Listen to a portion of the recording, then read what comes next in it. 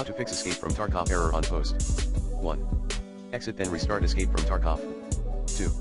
Restart your router. 3. Restart your PC. 4.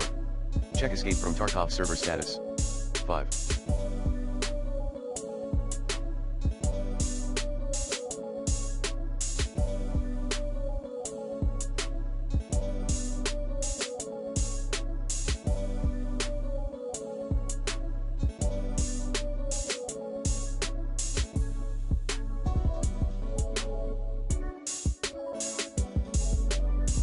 Install any official patch in time.